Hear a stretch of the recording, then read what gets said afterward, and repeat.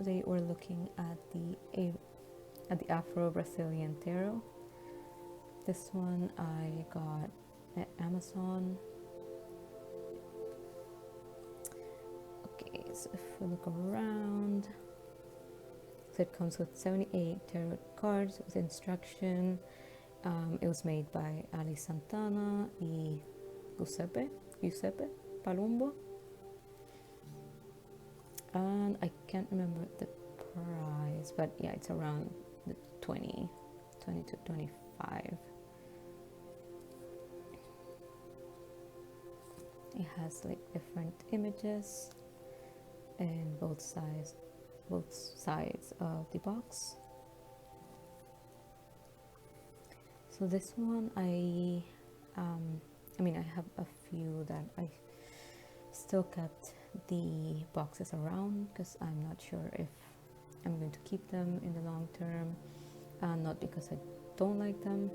This one actually I had it pretty new. I still haven't like shuffled it because I just didn't want to keep like spending on decks, and try to like have my collection below like 10 decks. So I'm kind of like having these questions, I'm a beginner, so are they like easy for me to, like, this one is beautiful and I would like, I would actually love to keep it, but as you'll see, it's not on the easy, beginner, kind of like friendly. It could be medium to advanced for many reasons, like, it's a deck that requires a bit more studying, as you will see. It has different like deities and gods, goddesses, based on the Yoruba religion. So it's good to know like the history behind each of the deities. So it is easier to connect to the traditional cards, and you understand the story, and it's like, yeah, this ties to like lovers, romance, like power, fertility, and whatnot. But we will see, and I will try to also read a bit more, at least on the major arcana, to see what the instructions or the guidebook says about this. So we're gonna go ahead and open it.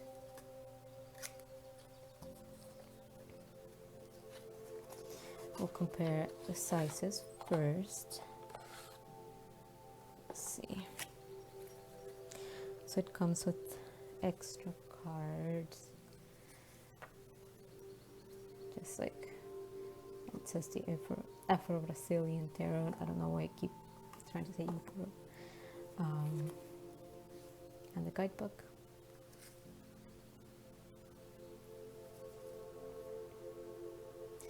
So let's start first by comparing okay, this is the back.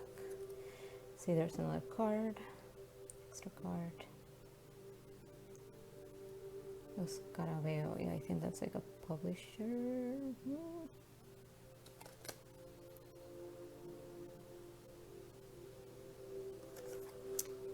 These are the backs of the cards. You can kind of compare to like my standards. This is the True Heart Intuitive Tarot. It's almost the same, like tall, but not the width. And the other card that I compare is the Spacious Tarot. There's a little bit of difference there on the height and width as well.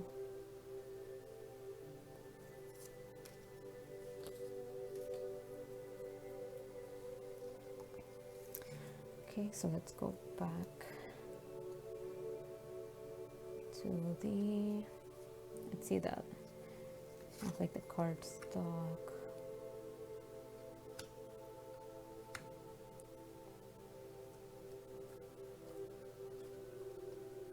I think it's pretty good. Like, if you've seen like some of my past videos, one of the decks that I'm not sure if I'm gonna keep is the Vivid Spirit Tarot.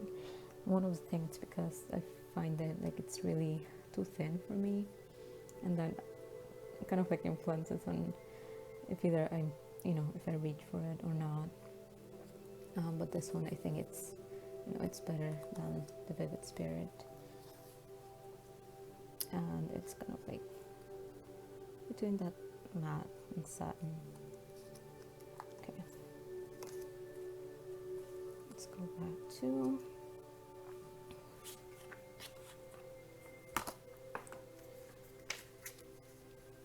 this is the guidebook.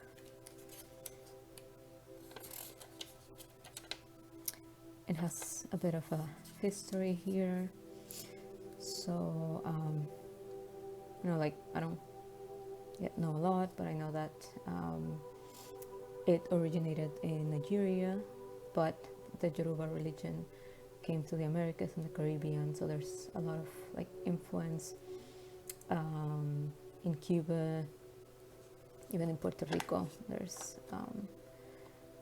There's practices of the Yoruba religion, and it ties to like Santeria and like other religions. So we see like a lot of adaptations and changes based on that introduction into like the Americas and the Caribbean.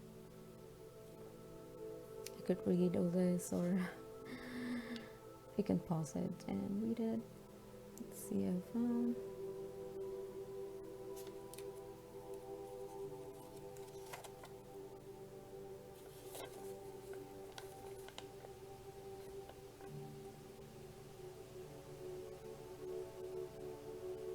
yeah, most of the characters here are known as Orishas. I don't know if I'm saying it correctly, but are like the different deities, gods.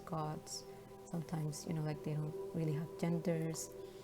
And we can go one by one, like on the cards, at least on the Major Arcana. You can read a bit about what they say on the guidebooks. I'm gonna look for it in Spanish. It's also like in different languages, so I read it better in Spanish, at least in names. Okay.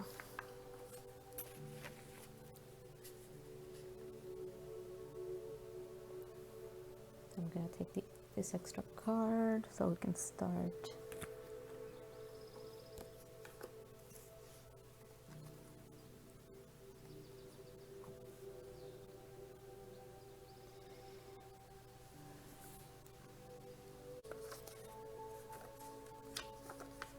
Okay, so we're starting with the Fool. So the Fool, what it says here,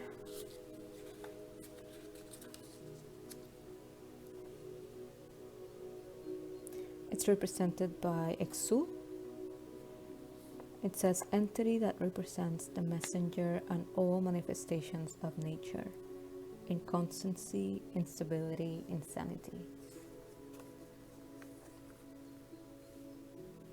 I love the artwork really on these cards. The Magician. So for the Magician, we have Babalao, priest of the divinatory cult of Ifa. He casts the opele, or necklace of 8 kernels, into the opon, magic plate, in order to find the Olu path and determine the future, meaning creativity, work, industrious man.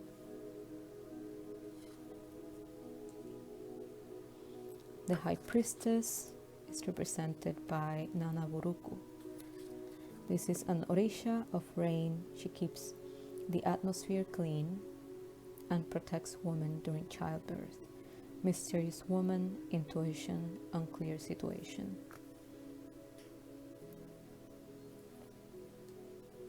Number 3, the Empress. We are looking at Yemaja. This is an Orisha of salt water, seas, fertility and maternity, mother, fertility and success. 4, the Emperor. we're looking here at Ogun, which is the Orisha of war and iron, authority, control, success at work. These are like the last words are like keywords to kind of remember what each of the card represents. 5, the Hierophant. The Hierophant is represented by Oshala, which is the Orisha that represents peace and universal love. Wise man, protection, equilibrium. 6, the Lovers. The Lovers is represented by Oshoshi, which is the Orisha of hunting. He ensures food for his people, falling in love, union, choice. So actually, this has like an interesting story, the Odu, but at first you may think that this doesn't have to do like with lovers, or what does it have to do, so that's why it's kind of like important to see the history or the story behind it. So there's actually other reviews, videos that go more in depth about each of these deities or orishas and the stories. So it's very like there's a lot of information there, and it's really interesting. So it's around on YouTube.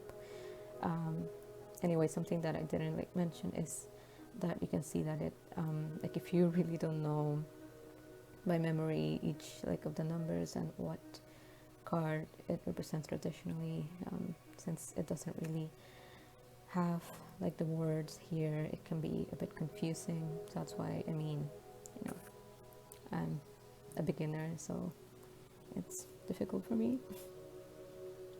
Okay,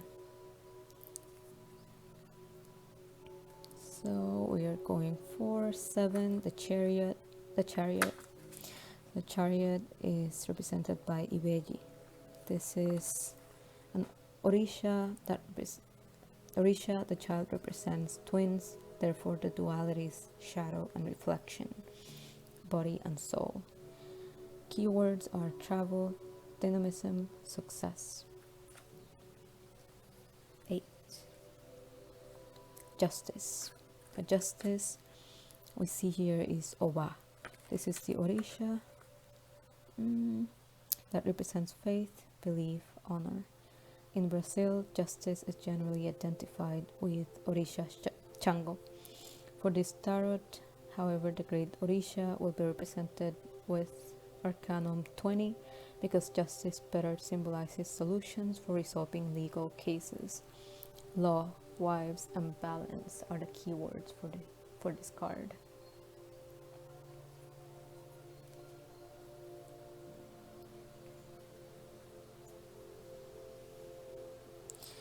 Now we have the Hermit. The Hermit is represented by Obalwaye. Obalwaye is an Orisha of solitude and diseases of the skin. Keywords are solitude, introspection, and wisdom. 10, the Wheel of Fortune. If you remember, this is also kind of like the back illustration of the cards.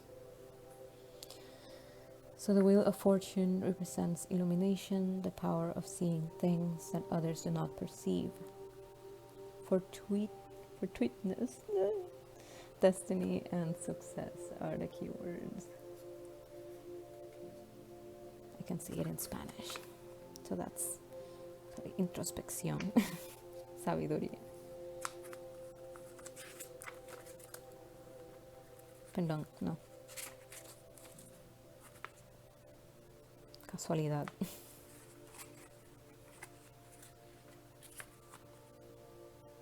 So now we're looking at strength.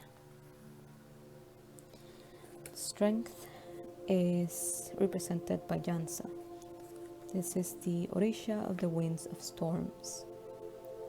Keywords are courage, control of passions, constancy.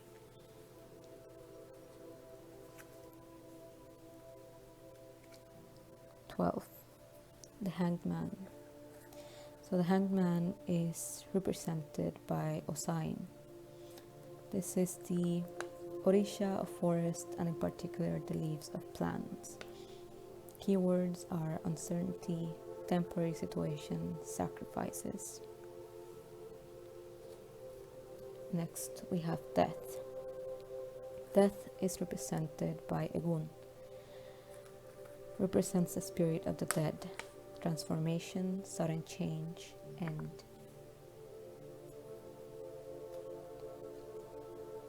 Temperance.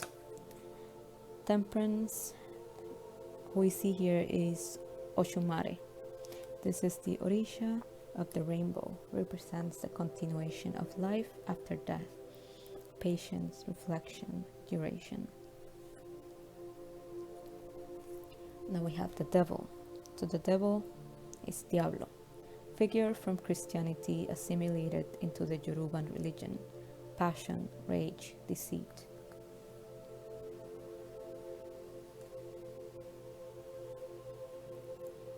The tower. This is represented by Iroko. This is the Orisha that represents the union between the sky and earth, between the visible and the invisible. Breakdown, tears, painful transformation.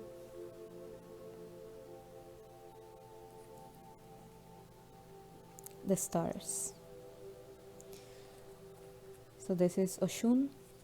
This is the Orisha of rivers and sources of water, hope, abundance, love. The moon. I love this one. So in the moon we have Ewa. This is an Orisha that represents purity and protection of nature, mutability, intuition, emotivity.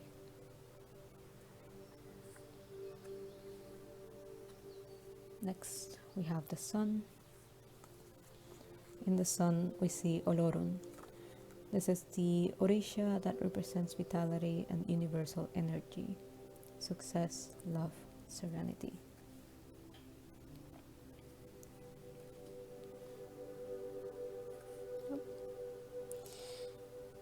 Now we have judgment. In judgment we see Shango, which it was mentioned in a card before. So Shango is the Orisha of lightning, thunder and stones, represents solution that lead to justice, judgment, healing, renewal, news.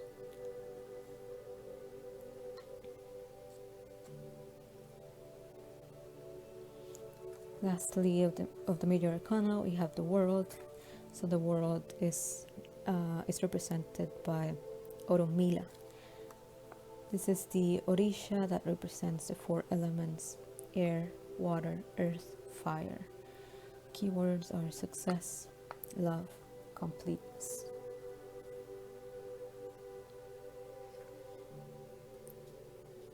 So firstly, we're looking at the chalices, which should be the same as the cups. It represents water, symbolizes emotions, friendship, and harmony. So I am basing all of this on the guidebook.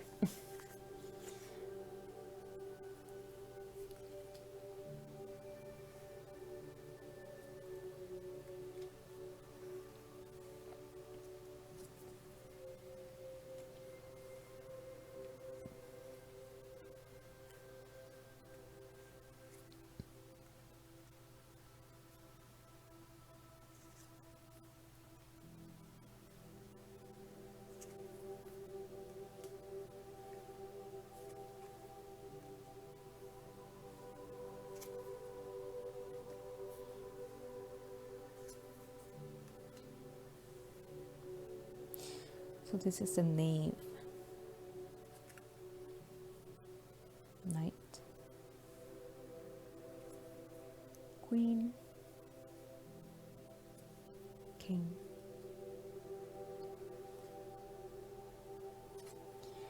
Now we have the pentacles, represents the earth, symbolizes beauty, nature.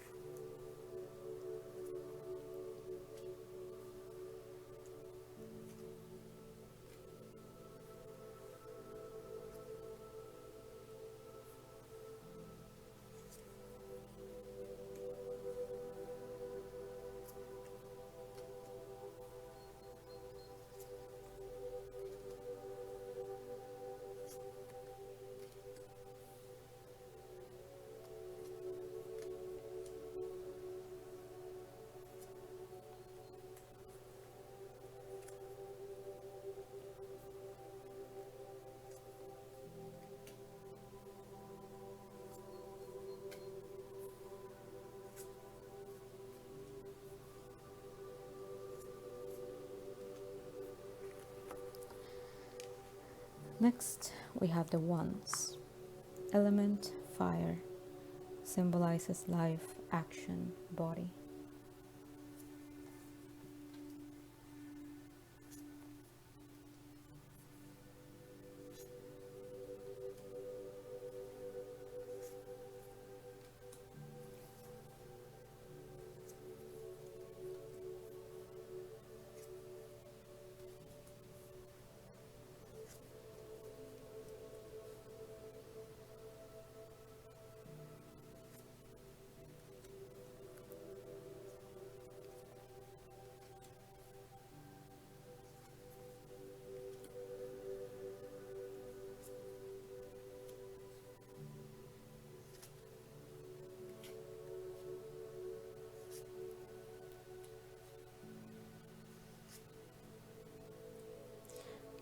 And lastly, you have the swords. The element is air and symbolizes sky and thought.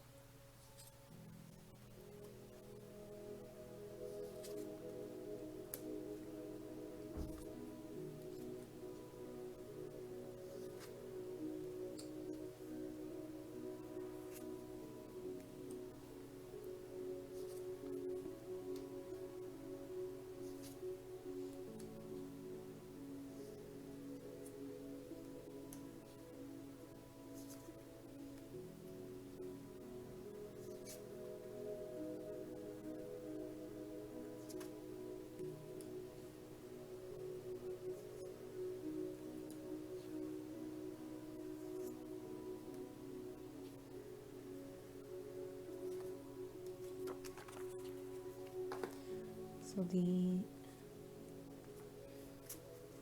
this is the deck, and we can now see how they shuffle horribly. I'm always just like in a weird like position, so I can shuffle easily.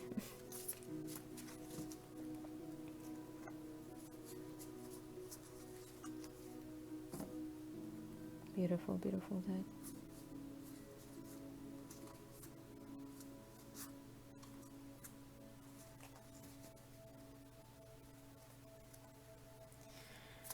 So this is the end for this video. Next will be more decks of tarot decks. I also have some oracle decks in my collection.